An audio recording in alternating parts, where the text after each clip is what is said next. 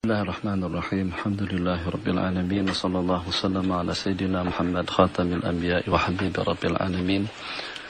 Abil Qasimil amin wa ala alihi wa sahbihi ajma'in. Subhanaka la ilma lana illa ma 'allamtana innaka antal alimul hakim wa la haula wa la quwwata illa billahil aliyyil azim. Wa ba'd. Ahbabana fillah, dhuyufana al-a'izza, mustami'al kiram, para penggemar radio FM di mana saja Anda berada. An-ni'am fi hayatil insan, nikmat-nikmat dan anugerah yang Allah bagikan kepada seseorang. Dibalik daripada anugerah dan juga dengan pemberian yang diberikan kepada kita, itu dengan matlamat, dengan target dan tujuan agar bagaimana dengan perantaraan nikmat tadi itu kita akan menjadi mulia, karena kita mendapatkan satu peluang lebih daripada Allah. Bagaimana dengan nikmat tadi itu, kebaikan akan senantiasa dan selalu melimpah ruah daripada kita, baik kepada diri pribadi kita, kepada masyarakat dan juga kepada lingkungan. Terserah bentuk yang seperti apa nikmat yang Allah berikan kepada seseorang, berupa kesehatan, duit, harta, jabatan, kedudukan, penemuan, kebolehan, kejayaan, teknologi dan lain sebagainya. Katakanlah juga seumpama dengan kecantikan. Tidak semua orang cantik, tidak semua orang boleh, tidak semua orang mampu, tidak semua orang memiliki sesuatu yang Allah berikan kepada kita. Jadi macam mana dengan 17 sekian nikmat yang Allah berikan kepada kita tadi itu membuat kita yang pertama bersyukur, dan kesyukuran kita itu dapat diterjemahkan dalam aspek kehidupannya. Menerjemahkan rasa syukur dan terima kasih kita kepada Allah dengan satu pemberian yang diberikan.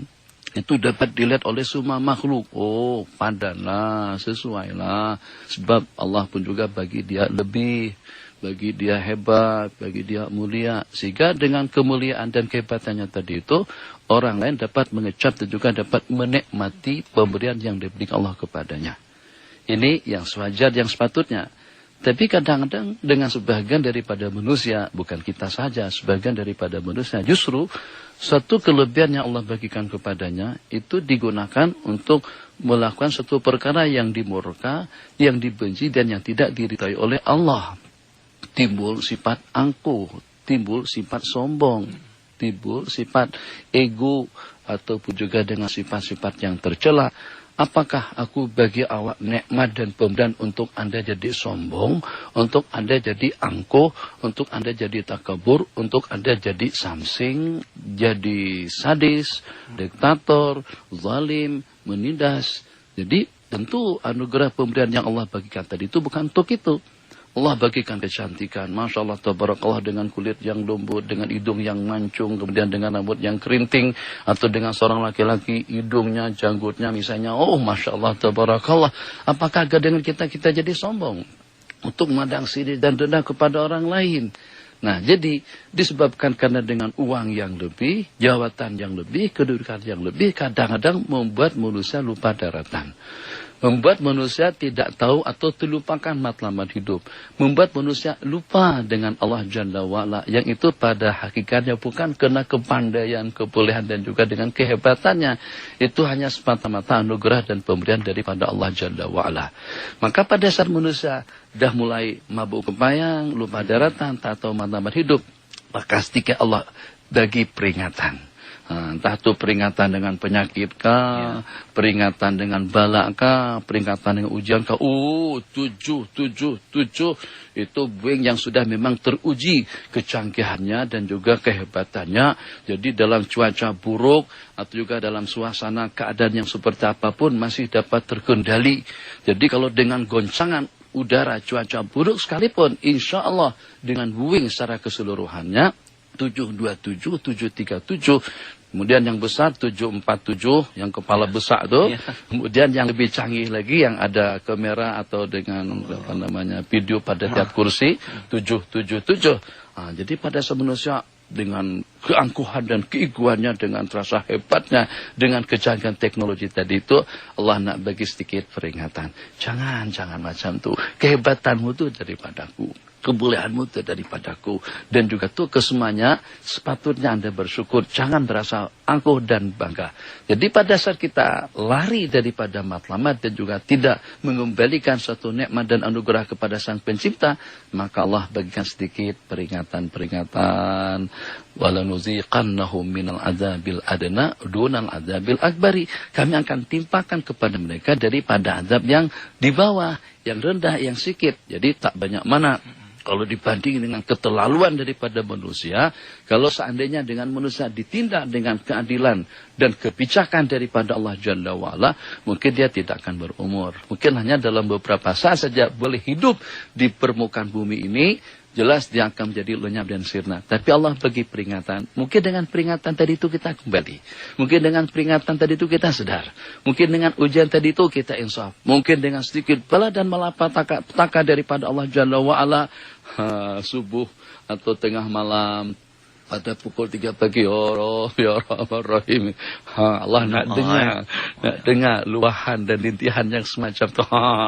Baru sedar, baru ingat aku. Kalau tak awak tak tahu, kata orang Kalimantan, burit kepala maksudnya tak tahu atas bawah, tak ujung tahu tidak pangkal semua. Jungkir balik, tendang sana tendang sini, tak urusan.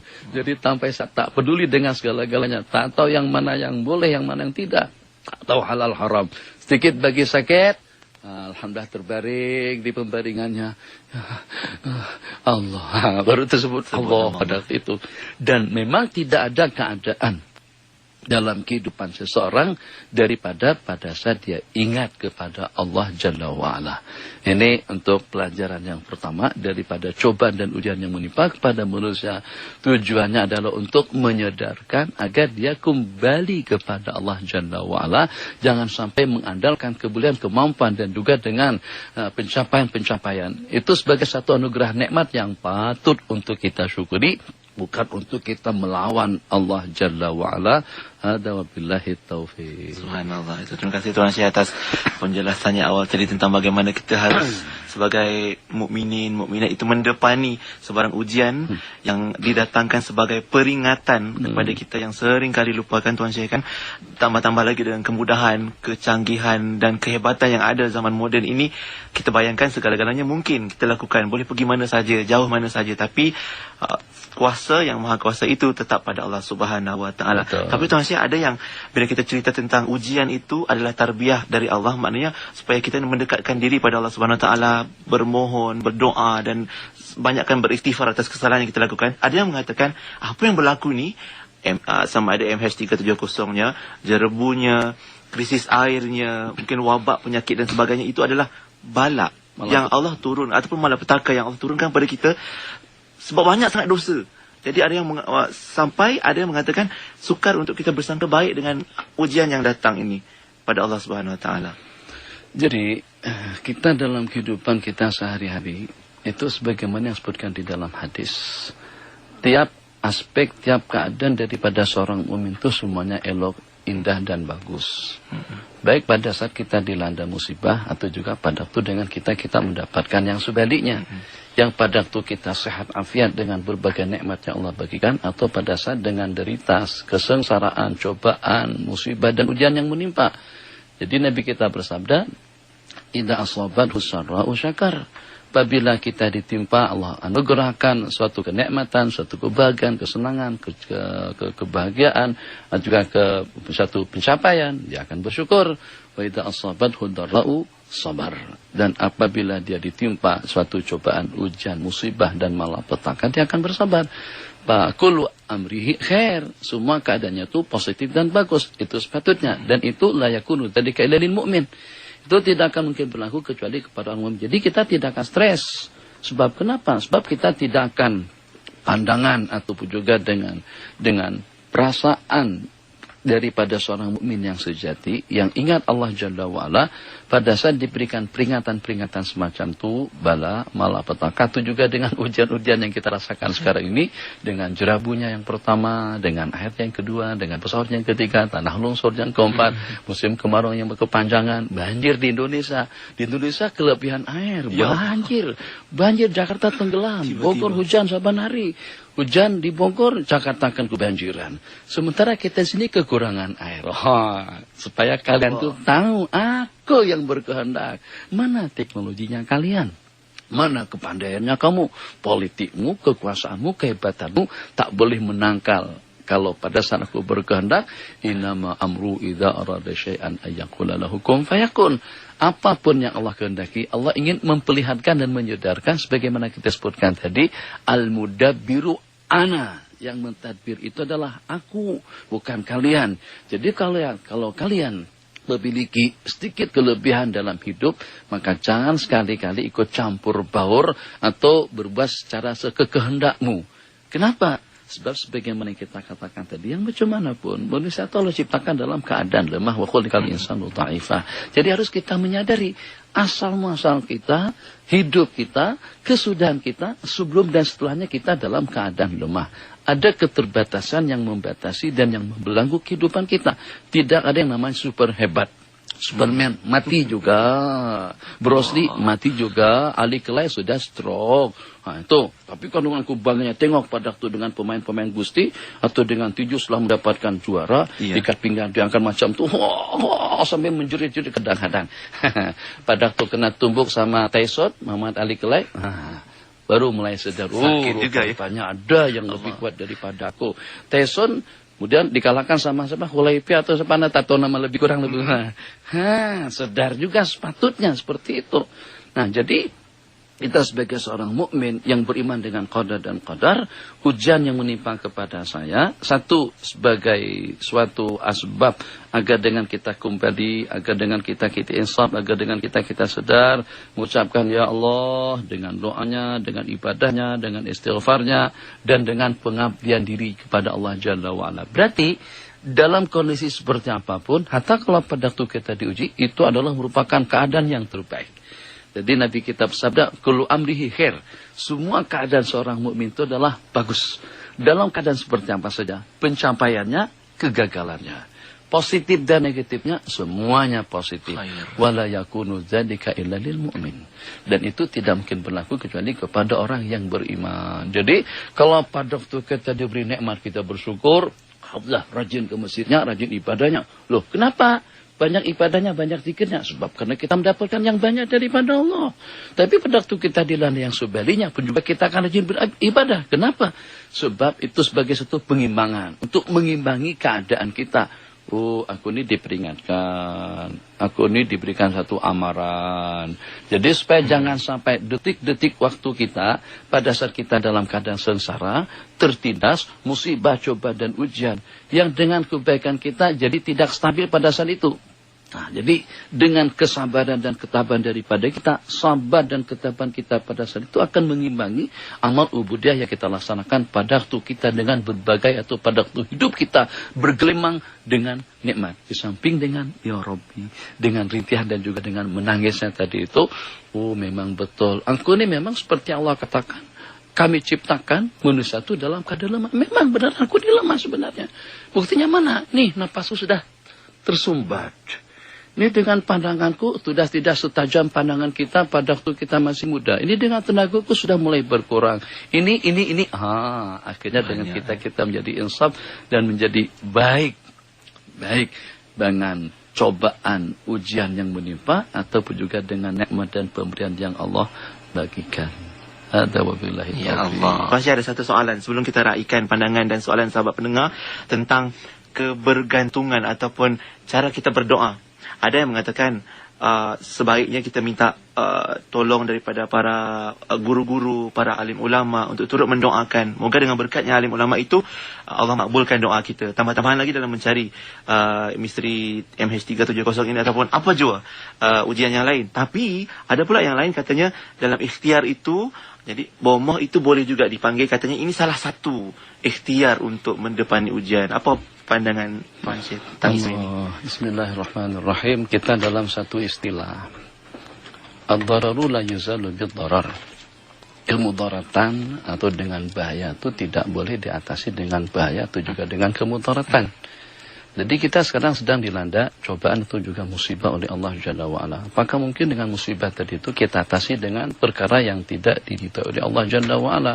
Jadi macam mana musibah, daripada musibah terus kita melangkah kepada musibah yang selanjutnya. Itu cara yang tidak bijak, itu cara yang tidak betul. Sebenarnya kalau kita nak lebih pasti dengan jawabannya, ini suatu perkara besar yang masyarakat dan juga dengan rakyat sangat-sangat memerlukan kepastian tentang di mana adanya MS 7370 atau 777 dengan pesawatnya, di mana dia sekarang ini. Jadi sangat-sangat kita harapkan pengamatan atau juga informasi daripada sesiapa saja. Jadi sekarang sudah terbongkar rahasia yang sebenarnya tentang tentang bukan kebodohan, tentang pengeliruan atau pembohongan daripada bomoh-bomoh di mana saja mereka berada. Nanti kita bersabda dalam sebuah hadis, sadaqa kadzabal munajjamuna wa in sadaku. Dusta para norma atau juga dengan dukun-dukun dan bomoh-bomoh yang walaupun mereka bercakap betul. Nah, sekarang terbukti ada yang dengan teropongnya, ada yang 3 orang bersusun, bertiga saya tengok dalam akhbar lah macam tu. Jadi untuk melihat dan juga untuk meneropong di mana pesawat tadi itu. Itu perkara besar yang kami nak tahu betul. Ternyata terbukti kelemahan kalian. Kalian tidak boleh mengetahui. Jadi supaya jangan sampai nanti masyarakat bergantung dengan bomoh. Yang dikatakan dia boleh tahu tuh di mana barang yang kecurian, siapa yang terbabit, siapa yang terlibat. Nanti dia ramalkan, nanti dia hitungkan, dia bacakan. Terus dengan kesimpulannya begini dan begitu. Percaya kita. Dia boleh bagi kemenangan, bagi duit. Dengan kita bergantung dengan bomoh untuk pilihan raya akan datang. Nanti dia boleh mengarahkan suara dan sokongan yang lebih banyak. Akhirnya bankrupt lagi. Ternyata di luar daripada kalian, ternyata dia kalah banyak. Padahal sudah diramalkan oleh bomoh akan berhasil. Itu terbukti apa yang nanti kita sabdakan. Kalau pada saat mereka betul pun tetap juga tidak betul. Jujur pun juga tetap tidak jujur. Jadi seperti yang saya katakan tadi itu sebagai satu ibrah dan pelajaran untuk membuka wawasan kita dengan leluasa mereka seperti apapun sekarang. Bukan setakat bomoh Malaysia saja, bomoh dunia sekarang minta dan kita tanyakan kepada mereka. Coba tolong ramalkan kalian yang mengetahui perkara gaib, tolong sebutkan secara pasti dengan sepatah kata saja. Di mana MS sekarang ini? Mereka tak boleh bagi jawaban pasti semacam itu. Beda hanya kalau dengan kita, pada itu dengan kita berupaya untuk mendekatkan diri kepada Allah Jalla wa'ala. Jadi musibah dengan cara yang diridhoi oleh Allah. Karena tujuannya itulah untuk kita. Nah, sebagaimana juga yang kita ketahui tadi tidak kita sebut. Cobaan, ujian, musibah, penyakit, malapetaka atau problem hidup. Itu kadang-kadang tujuannya adalah litarqiyah. Untuk mengangkat martabat seseorang. Layak tak dia untuk mendapatkan kedudukan itu? Layak tak untuk dia mendapatkan sebagai orang yang dikasihi oleh Allah, mahbubullah dan maula jalla wa'ala? Layak tak untuk dia mendapatkan tetang sebagai wali kutub atau sebagai wali abdal misalnya di peringkat dalam dunia kewilayahan? Jadi dengan ujian tadi itu akan kelihatan, memang dengan ujian yang sedahsyat apapun tetap dia stabil. Kan ada dengan sebagian baru dengan sakit gigi, udah 3-4 hari tak kemana-mana, baru dengan sakit kepala atau badan lenguh sudah tak bangun, sudah tak buat aktiviti, sudah tidak membabitkan diri kepada kegiatan-kegiatan ibadah.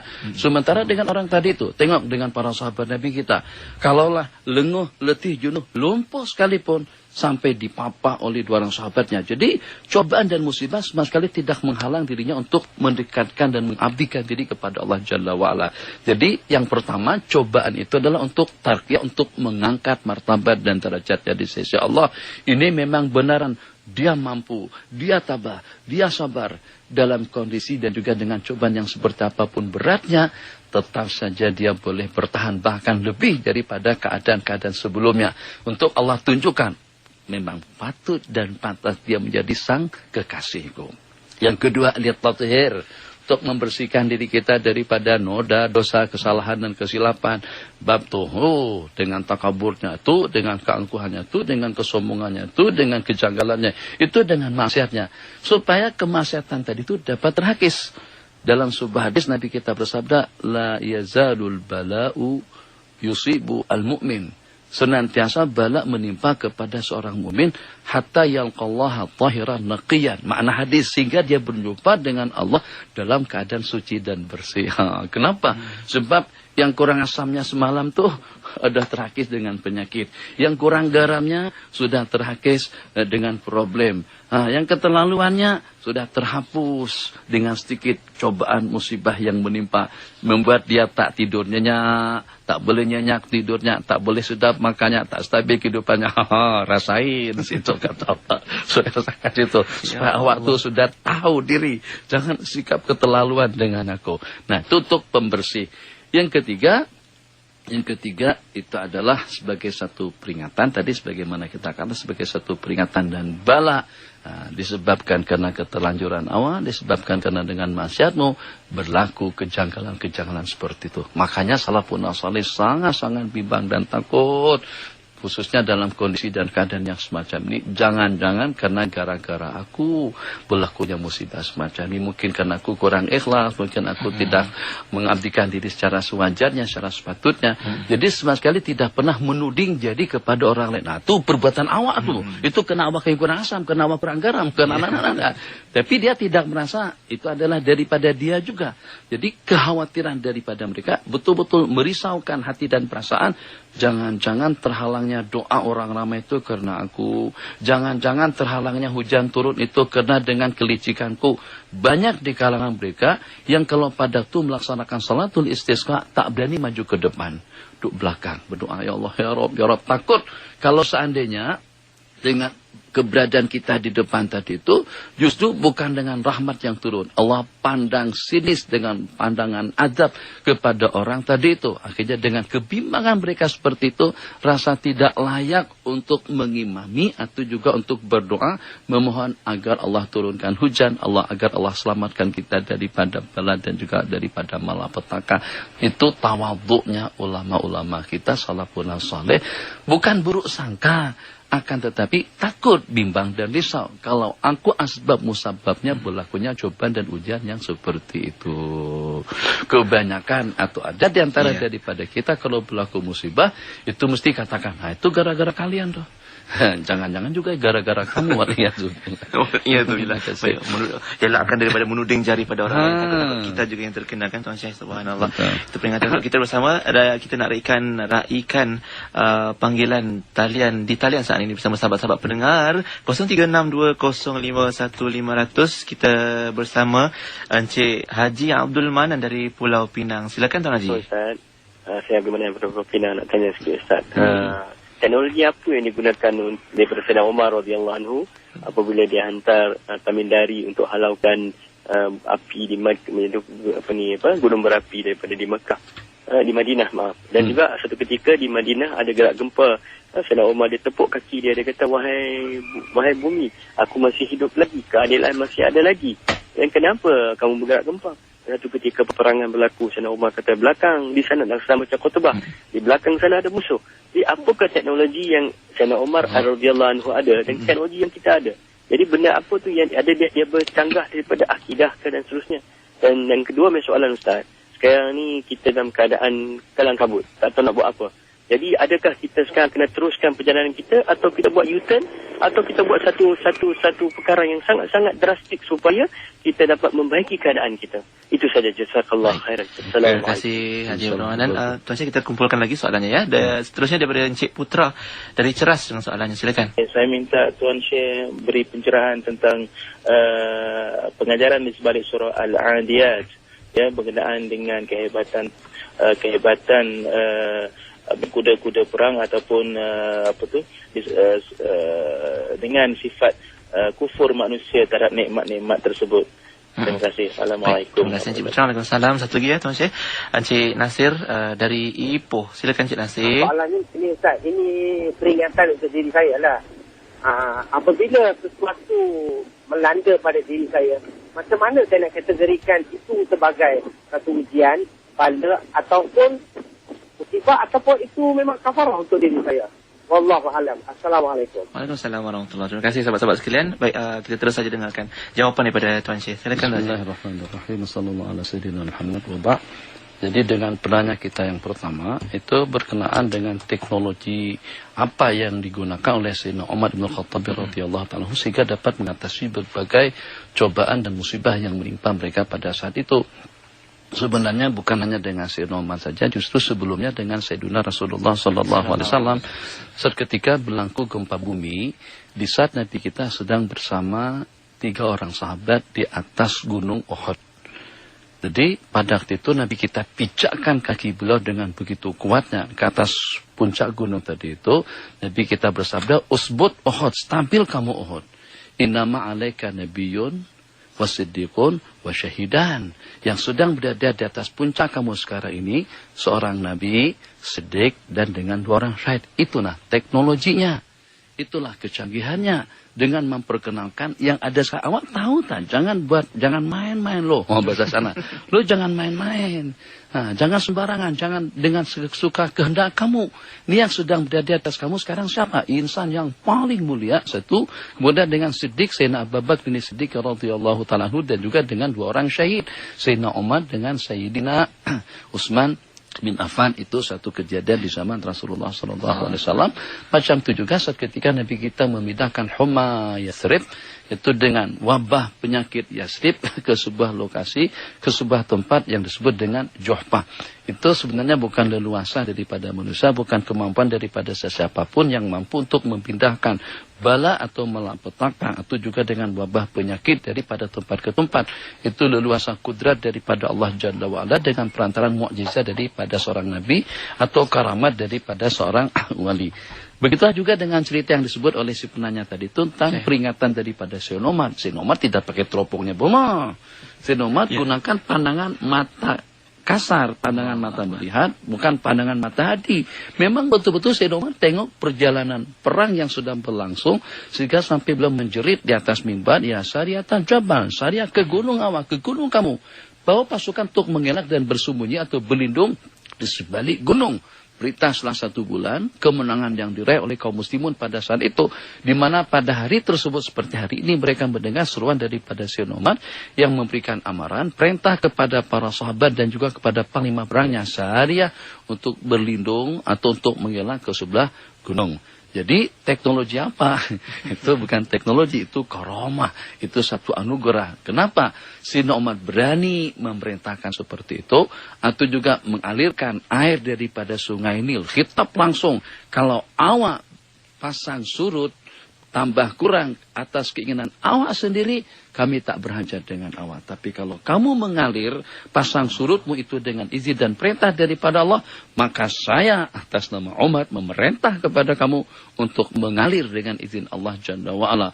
Maka surat tadi itu dimasukkan ke dalam sungai Nil dalam hitungan waktu yang relatif singkat, naik kira-kira dalam beberapa kaki pasang air pada malam hari itu. Itu teknologi apa? Itu namanya teknologi wilayah atau teknologi muraqabah takwallah Jalla wa'ala. Kombinasi daripada berbagai teknologi, ketakwaannya, ibadahnya, muraqabahnya, di samping kewalian. Sebab mereka adalah orang-orang yang disukai oleh Allah Jalla wa'ala. Dan ini serasi dengan hadis atau dengan firman Allah dalam sebuah hadis kursi, innama tunsaruna bidu'afaikum. Kalian itu ditolong oleh Allah Jalla wa'ala bukan dengan orang-orang yang kuat, bukan dengan orang-orang yang perkasa, bukan dengan orang-orang yang hebat, justru dengan orang-orang yang lemah. Lemah mungkin fisikanya, tapi ibadahnya tidak pernah lemah. Lemah mungkin barangkali dalam ekonominya, tapi akidahnya luar biasa. Lemah barangkali tidak lebih daripada dalam penampilannya, tapi ternyata ubudiyah dan pendekatannya kepada Allah Jalla wa'ala itu tidak ada tandingannya. Kata beliau juga dalam huru-hara yang seperti ini, apakah tetap kita terus dengan kita yutan, kona sana, kona sini, atau macam mana? Yalah, itu kan sebagai satu peringatan daripada Allah. Takkan dengan kita terus dengan keadaan yang tidak betul. Ini sudah diperingatkan. Kalau sudah ada roblok di depan, kena saman sumanya. Kalau kita boleh konakan, kita konakan. Nah, lesen tak ada, IC tak ada, paspor dah mati. Maka dengan kita mencapai keadaan itu sangat-sangat penting sekali. Jadi kalau kita sudah merasa janggal, sudah merasa terancam, sudah terasa bimbang, maka dengan kita akan konal, akan kita beralih dan memilih jalan yang terbaik untuk keselamatan kita. Kemudian yang selanjutnya, tadi penanya kita yang kedua, saya tidak begitu jelas tentang kuda perang. Surah Al-Ahdiyat. Jadi dengan takaburnya atau juga dengan iftikharnya, Nabi kita bersabda dalam suasana perang itu merupakan satu perkara yang digalakkan. Takabur yang dibenarkan pada waktu kita sedang berhadapan dengan musuh. Jadi yang namanya sombong, angkuh, takabur, ego, itu sifat-sifat yang tercela dan Allah betul-betul tidak suka dengan sifat takabur. Bahkan sampai-sampai Nabi kita sabdakan di dalam hadis, tidak akan masuk surga seseorang yang terdapat sifat angkuh dan sombong sekecil atom sekalipun pada dirinya. Tapi takabur atau dengan khuyala, dengan tangan kuda atau dengan peralatan perangnya pada saat kita di medan perang, itu diantara daripada penampilan yang cukup disukai oleh Allah Jalla wa'ala. Jadi kalau nampak kelihatan lemah di hadapan musuh, nanti kita diperli. Kita nanti di padang siris kuda, kalau potong kata dia, dia angkat kakinya, kemudian dia melompat, dengan kebanggaannya, dengan kelincahan dan juga dengan kebolehannya. Itu kan kalau kita melihat orang semacam itu, kita beranggapan, sombong banget, angkuh sekali. Tidak, kalau untuk di medan perang memang itu satu perkara yang terpuji. Kemudian kata si penanya kita yang ketiga, berkenaan dengan cobaan yang menimpa. Untuk kita dapat membedakan apakah itu bala, apakah itu cobaan, apakah itu adalah untuk kenaikan pangkat dan kedudukan di sisi Allah, atau untuk membersihkan kita daripada dosa. Ya kita tanya pada diri kita masing-masing. Kita ini seperti apa dulu? Kalau seandainya kita ini tak patuh dengan Allah, dengan terbabit, terlibat dengan itu dan ini, kita tidak tahu agama, kita tidak tahu Allah, kita tidak tahu kewajiban, tidak tahu halal haram, maka cobaan atau dengan ujian-ujian yang seperti tadi itu tidak luput daripada dua. Yaitu itu sebagai suatu bala, malapetaka, musibah yang menimpa.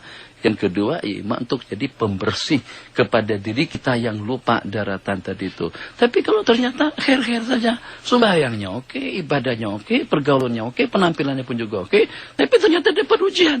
Seperti ujian yang menimpa kepada para nabi-nabi dan rasul. Nabi kita bersabda, asyadun nasi balaan al-anbiya tsummal amsalu fal amsal. Tuh, misalnya seperti dengan Nabi Allah Nuh. Allah uji dengan istri dan juga dengan anak. Nabi Allah Lut, Allah uji dengan istri. Itu bagaimana? Begitulah juga dengan baginda. Sampai patah gigi depan beliau. Sampai diusir, dicerca, dicaci maki. Apakah kena Nabi kita tidak betul? Sembahyang, siapa yang menandingi sembahyang baginda Nabi? Ibadah, siapa yang menandingi ibadah Nabi? Tidak ada tandingannya. Tapi Nabi kita dicoba oleh Allah. Kenapa? Sebab semakin dekat kita kepada Allah, semakin banyak goncangan dan ujian. Jadi mungkin lebih kurangnya, ya katakan saja kecanggihan teknologi pun juga macam tuh. Tuh seperti dengan handphone Nokia. Nokia tuh kalau jatuh 2, 3, 4 kali pun dia masih boleh oke lagi. Iya. Coba kalau dengan Samsung atau dengan Sony, sekali jatuh, dah habis, innalillahi wa inna ilaihi raji'un. Kenapa? Karena dia jenamanya, kemudian mungkin dengan dianya canggih. Jadi kereta-kereta kubal yang mewah, itu tidak seperti kereta yang harganya tak minta maaf lah. Ini bukan merendahkan siapa-siapa. Kalau seumpama kancil, atau dengan Ezura, atau dengan Azza, itu tersentuh sikit saja. Atau bahasa lebih keren, tercium sikit saja. Udah kemek dah. Tapi kalau dengan kereta kebal seperti Hamar, itu kalau tersentuh sedikit saja dia boleh kebal. Kenapa? Beda lah. Ini kan harganya setakat 50, ya ini harganya 800. Jauh. Jadi begitulah juga dengan cobaan yang menimpa kepada para aulia. Dia orang yang dekat terus diuji oleh Allah. Itu adalah sebagai suatu ujian untuk mengangkat martabatnya. Dia orang yang jauh daripada Allah. Itu sebagai musibah yang menimpa. Dia orang yang campur baur dalam kehidupannya. Itu sebagai pembersih dirinya daripada dosa kesalahan. Hadza wabillahi taufiq. Masing-masing ada nilainya itu sendiri, sama ada berbaloi atau tidak dengan kehidupan kita ini. Jadi kita muhasabah sama-sama insyaAllah. Terima kasih Tuan Syekh atas penjelasannya. Mungkin untuk akhir ini kita raikan satu soalan daripada pencari hidayah di Facebook. Boleh mohon kalau Tuan Syekh boleh jelaskan apakah antara ciri-ciri mereka yang redha dengan ketentuan ataupun ujian yang datang dalam kehidupan. Mungkin Tuan Syekh boleh kongsikan itu. Dan mohon juga Tuan Syekh mungkin saat ini mohon doakan, pimpin doa supaya kami semua boleh aminkan bersama-sama untuk keselamatan MH370 dan juga supaya dapat dihindar daripada sebarang ujian-ujian yang sedang kita lalui saat ini. Tuan Syekh silakan. Bismillahirrahmanirrahim. Ar-ridha itu adalah diantara daripada maqamat yang paling tinggi dalam dunia ubudiyah manusia kepada Allah Jalla wa'ala.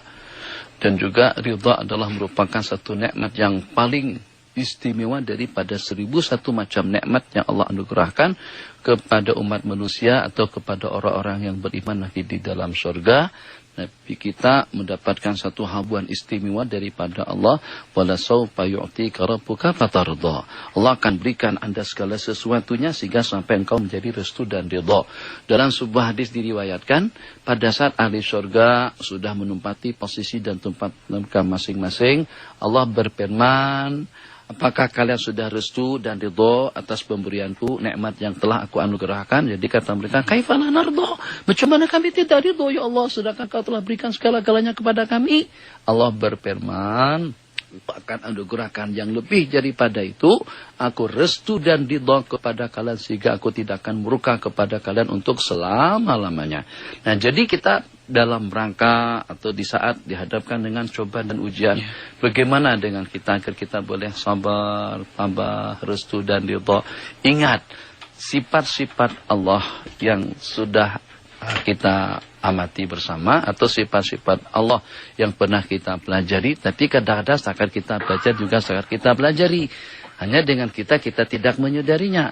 Sifat-sifat Allah yang perlu kita ingat dalam cobaan dan ujian yang semacam ini, sifat Allah alim, sifat Allah khabir, sifat Allah hakim, sifat Allah mudabbir, sifat Allah rahim, maha mengatur, maha mengetahui, maha hebat, dan juga maha pengasih dan penyayang.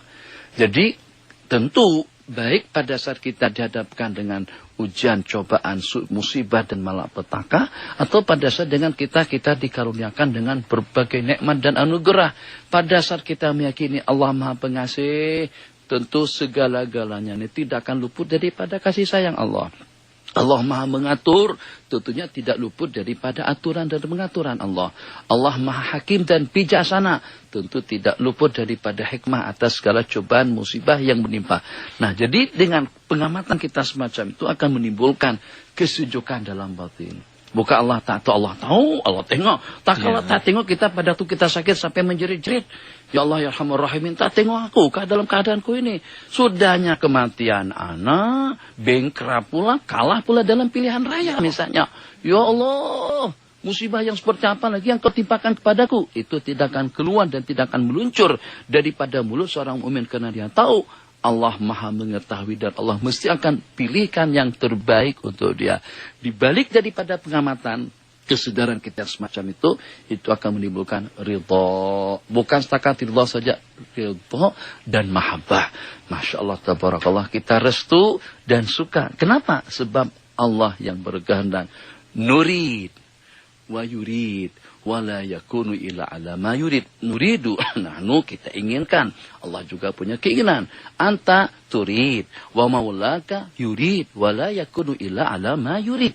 Anda nak, Allah juga nak. Kita ingin, Allah juga berkeinginan. Tapi tidak akan mungkin berlaku melainkan seperti apa yang diinginkan dan yang dikehendaki oleh Allah Jalla wa'ala. Kalau itu pilihan daripada Sang Penciptaku, itu adalah pilihan daripada Allah Jalla wa'ala dengan cobaan yang semacam ini, maka mau tidak mau kita akan restu dan ridha. Jadi orang yang restu dan ridha, tanda-tandanya tidak akan gundah, tidak akan gelisah, tidak akan mabuk kepayang, tidak akan lupa daratan. Kenapa? Sebab dia tahu itu terdapat 1001 hikmah dan 1001 rahasia. Sebab karena itu datangnya daripada Sang Pencipta yang Maha Pengasih dan juga yang Maha Penyayang. Hadza wabillahi taufik wa sallallahu ala sayyidina Muhammad wa ala alihi wa sahbihi wasallam. Subhanallah, terima kasih banyak-banyak Tuan Syekh atas penjelasannya tadi. Dan mungkin saat ini kita persilakan Fadilatul Syekh Muhammad Nuruddin Marbul Al-Banjari Al-Makki untuk memimpin doa.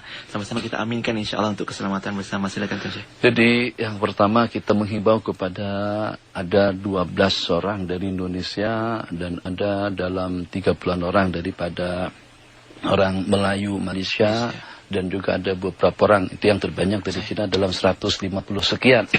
Jadi mudah-mudahan kepada mereka-mereka yang dicoba atau juga diuji Allah dengan cobaan yang semacam ini, mereka boleh sabar dan tabah dan juga boleh dengan hikmah menerima cobaan dan ujian dan peringatan yang semacam itu daripada Allah Jalla wa'ala, dan juga tidak ketinggalan juga dengan kita-kita. Sebab yang macam mana pun, yang walaupun itu menimpa kepada mereka, tapi kita juga ikut memikirkan, kita juga ikut tidak tengok berita, tahu macam mana kesudahannya, juga bagaimana habisnya dan di mana adanya pesawat tadi itu. Jadi kita memohon dan meminta kepada Allah Jalla wa'ala agar pada saat kita diuji kita sabar, dan agar pada saat kita diberikan nikmat kita bersyukur, dan kita senantiasa dan selalu mengabdikan diri kita kepada Allah Jalla wa'ala. Dan mudah-mudahan dibalik daripada cobaan, musibah, malapetaka yang menimpa negara kita, bangsa kita, umat kita, itu akan menjadi suatu ibrah dan pelajaran tarbiyah yang baik pada diri pribadi kita masing-masing, dan agar dengan kita kembali kepada Allah Jalla wa'ala, terhakis segala dosa kesalahan kita, dan semakin dekat kita kepada Allah Jalla wa'ala. Ala hadihi niyah wa ala kulli niyah salihah. Al-Fatihah. A'udzu billahi minasyaitonir rajim. Bismillahirrahmanirrahim. Alhamdulillahi rabbil alamin. Arrahmanir rahim. Maliki yaumiddin. Iyyaka na'budu wa iyyaka nasta'in. Ihdinas siratal mustaqim. صراط الذين أنعمت عليهم غير المغضوب عليهم ولا الضالين آمين. بسم الله الرحمن الرحيم. صلى الله وسلم على سيدنا محمد وعلى آله وصحبه أجمعين. ولا حول ولا قوة إلا بالله العلي العظيم. اللهم اقسم لنا من خشيتك ما تحول به بيننا وبين معاصيك، ومن طاعتك ما تبلغنا به جنتك، ومن اليقين ما تهون به علينا مصائب الدنيا. اللهم متعنا بأسمائنا وأبصارنا وقواتنا أبدا ما أحييتنا، واجعله الوارث منا، واجعل ثارنا على من ظلمنا، صرنا على من عادانا، ولا تجعل مصيبتنا في ديننا، ولا تجعل مصيبتنا في ديننا، ولا تجعل مصيبتنا في ديننا، ولا تجعل الدنيا أكبر همنا ولا مبلغ علمنا ولا إلى النار مصيرنا، واجعل الجنة هي دارنا، واجعل الجنة هي دارنا، واجعل الجنة هي دارنا، ولا تسلط علينا بذنوبنا من لا يخافك فينا ولا يرحمنا برحمتك أرحم الراحمين. اللهم ارفع مقتك وغضب عنا، اللهم ارفع مقتك وغضب عنا، ولا تسلط علينا بما فعل السفهاء منا، لا تسلط علينا بما فعل السفهاء منا، كننا ولا تكن علينا آثنا، ولا تؤثر علينا يا كريم. ربنا آتنا في الدنيا حسنة وفي الآخرة حسنة وقنا عذاب النار. آت نفوسنا تقواها، زكها أنت خير من زكاها، أنت ولي ومولاها. صلى الله على سيدنا محمد وعلى آله وصحبه أجمعين. آمين. والحمد لله رب العالمين. آمين.